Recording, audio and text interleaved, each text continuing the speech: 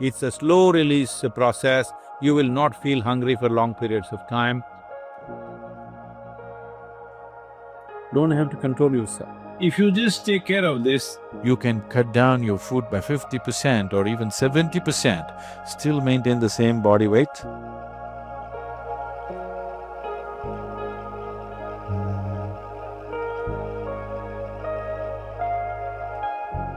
Shifting at least 50% to millet diet.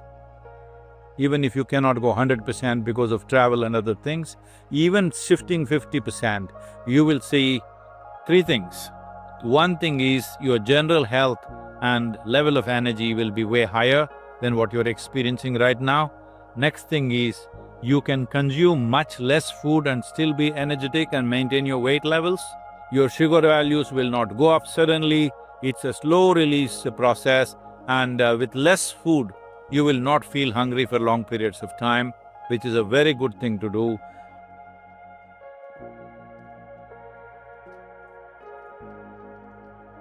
See, there is a tendency in many people that if they have nothing to do, eating will simply happen continuously through the day. That is something you must avoid. It is better that you make at least 30 to 40% of your diet into fruits, vegetables and nuts and legumes and other kinds of things, so that the cooked food that you eat, which generally needs a certain level of physical activity, otherwise it sits in you and also naturally it will push you towards increasing your weight and those kind of issues. This is not something to consult anybody. This is something to become conscious of. It is a simple common sense that if you're not using your body, naturally the amount of food that you consume has to come down. This doesn't mean you're dieting, this doesn't mean you're controlling something, no. It is natural instinct of the body itself is like that if you put in lot of activity, you consume more food, if you do less activity, you consume less food.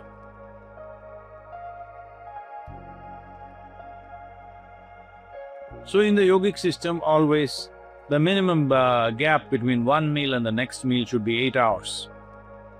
If 8 hours is not possible for you, I would say for most human beings, 5 to 6 hours is a must. Otherwise, you are inviting something bad to happen to you in terms of your physical health for sure. So, this 8 hours gap is something we always maintain. As you know, in the yoga center, we eat at 10 in the morning and 7 in the evening. So the next meal is only 10 o'clock in the next morning. So naturally, it is about 13–14 hours have passed before you have the next meal. And in between, there is a lot of physical activity, sadhana, variety of processes. So, if you just take care of this, that you know for your height what is the weight and your muscle tone how it should be, if you manage this, how much you should eat, you decide. It is not something there has to be a prescription for everything.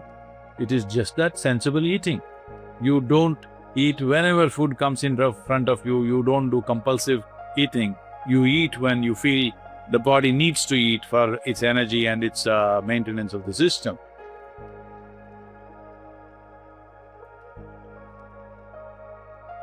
You take this much of groundnut, soak it overnight. Either you just eat it as it is, chew and eat, it's best. If you have teeth, chew and eat. If you don't have, put it in a blender, put one banana, if necessary, one spoon of honey, drink this.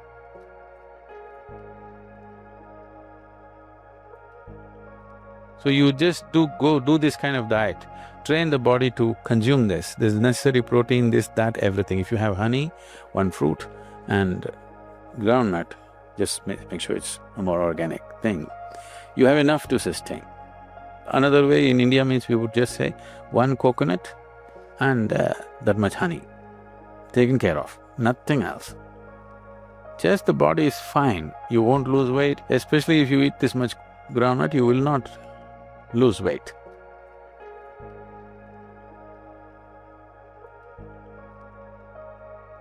If you're doing yoga, definitely excess weight will go, because it not only is it functioning as an exercise, it rejuvenates the system and it brings so much sense into you that you will not overeat. It's not because somebody is telling you to go on a diet. Once a certain level of awareness arises in your body, Your body becomes such, it will just eat what is needed for it. It will not eat anything more. You're not controlling or regulating your life in any way. See, the big difference is, if you do some other exercise, dieting processes, all this, you're always trying to control yourself. With yogic exercises and yogic practices, you don't have to control yourself. You just do the discipline. It brings a totally different norm into you, that it just takes care of the system in such a way that it will not allow you to eat more. It will not allow you to do anything in excess.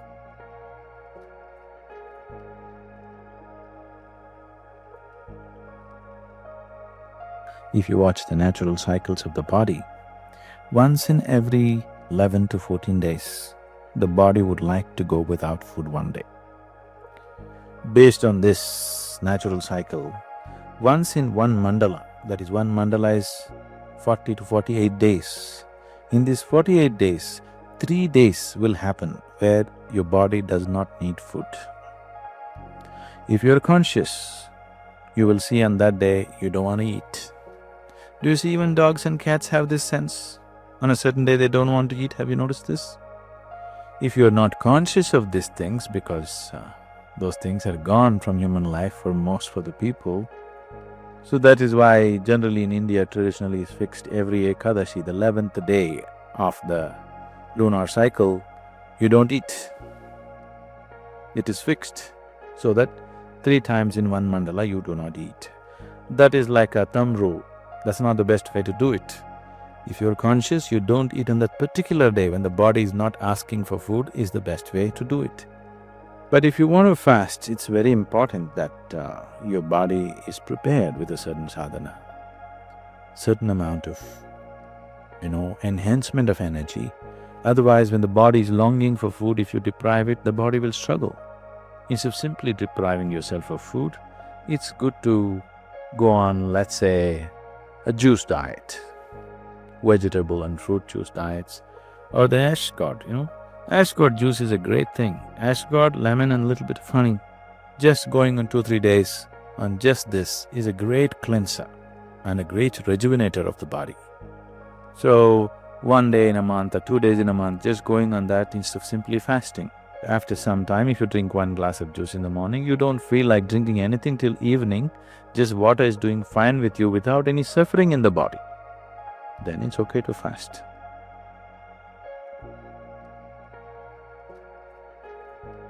You just take care of water and food. The food that you eat, how you treat it. When food arrives in front of you, you treat it well because it has memory. You will see if you treat it well, you can cut down your food by 50% or even 70%, still maintain the same body weight, still maintain enormous level of activity and still be fine.